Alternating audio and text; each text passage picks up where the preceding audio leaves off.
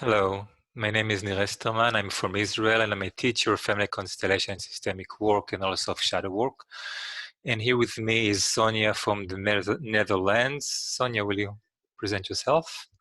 I will present myself because my name is very hard to pronounce. It's Sonja Knotneres. Hi. And Sonia is the organizer of my workshops in Europe. And together we would like to give you a short instruction on how to use Zoom as a client.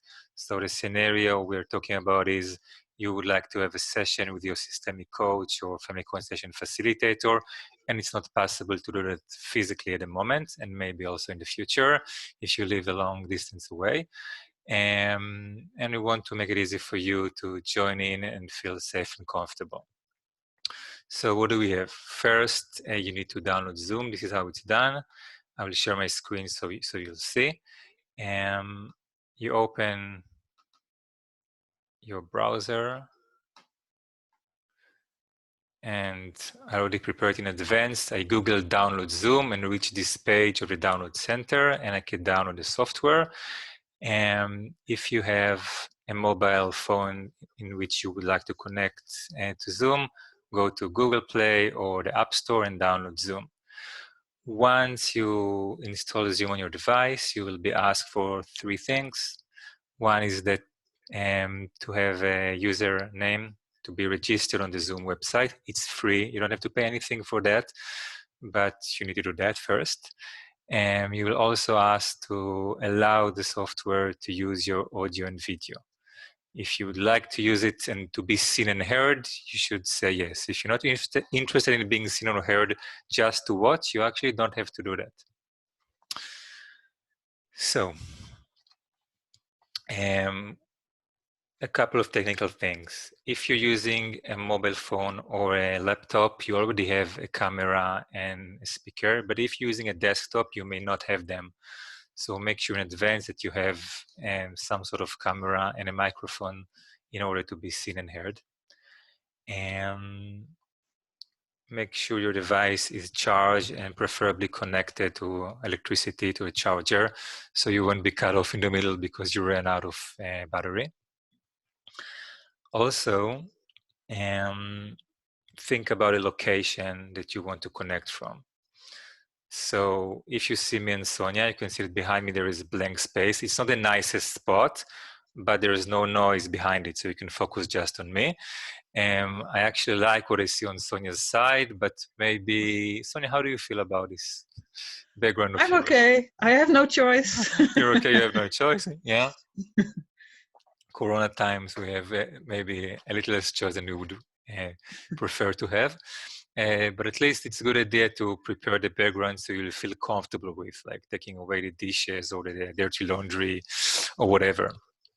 It's also important to make sure that you are alone in a quiet place. Most microphones are not very, like they're very sensitive but not very selective.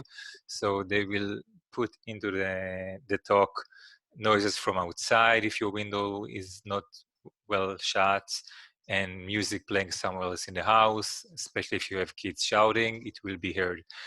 It's not a very big deal if it's one-on-one, but if you're coming to a group session or a workshop, it definitely matters. Yeah. Also a good idea to make sure the lighting is good. A good lighting is usually lighting that comes from the front towards you instead of lighting the background behind you. This way you are seen and behind you is not too bright. My wall is a little too bright, I think. At least for someone with a little hair, you see all is shining here. But you can play with it. It's a good idea to test your camera, your speakers, and your microphone before the call, so you won't spend precious time from the meeting on all the adjustments. One important thing is, if possible, connect with a physical cable to the internet and not with Wi-Fi. Two reasons for that. One reason is that with Wi-Fi, the connection is not as good and you have disconnections and the sound suddenly freezes or the image freezes. Now, from a systemic perspective, it is our experience that the more an issue is complicated, the more issue is let's say, well protected or untouchable or unseen, the greater the chance that we have this kind of phenomena.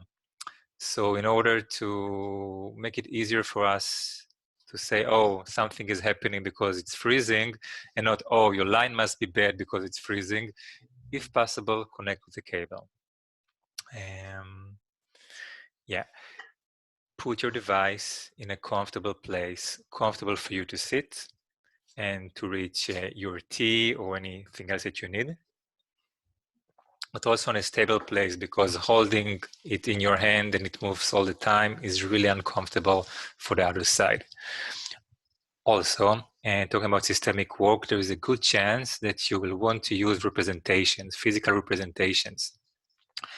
This could be any objects or just pieces of paper you write the name of the representations on. It could be, oh, I wasn't prepared. If I was prepared, I didn't have to do that. And I could use my physical colorful representations without having to go out of the screen and come back, or stop and collect them and come back. So it's good to prepare whatever you can in advance. Have your tea, coffee, a glass of water ready. Feel comfortable. It's really important to feel comfortable, so that whenever you feel uncomfortable, you know it's because something it has to do with the session and not because you're just sitting uncomfortably. Yeah, what else?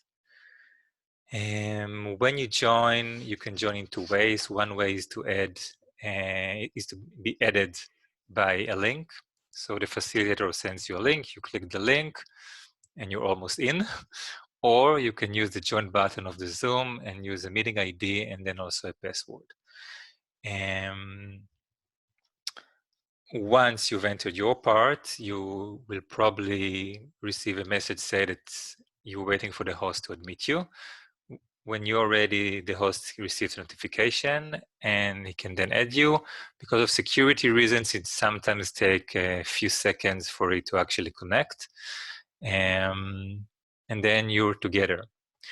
Now you see here, we are in gallery view, which means me and Sonia see each other on the same size. If we were more people, we'll see more pictures getting smaller and smaller until 25. I could also switch to speaker view, in which I see the other person big and myself small. And there are other options which are less relevant for us at the moment. What is more relevant for you to feel comfortable? The two most important buttons are here on my left. It's the mute. I can talk. Now you can hear me. It was very useful if, for example, we're more than one person and I didn't want to intrude with noises on my side, or if you are doing something noisy and wouldn't want to disturb the other people. And sometimes the facilitator of a workshop will mute everyone, and let only himself or herself be heard. So there's not too much noise.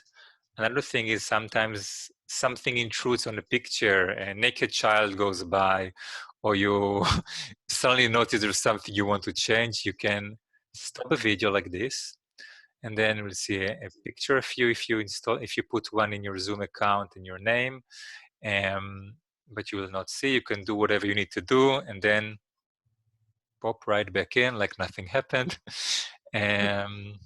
We can't see where you found that button. Oh, you don't see that. Okay, so it's the lower left part of the screen.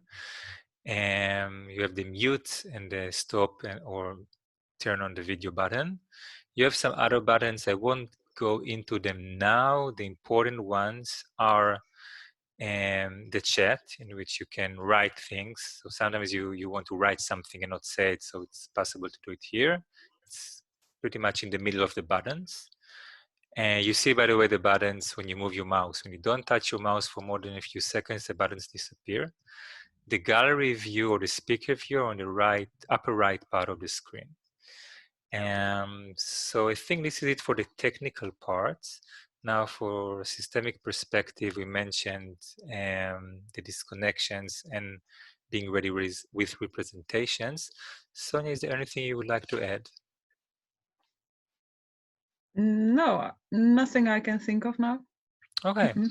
So we hope you have good sessions and workshops. Feel free to contact us with any questions or suggestions, and lots of health, and maybe we meet online and offline soon. Goodbye. See you.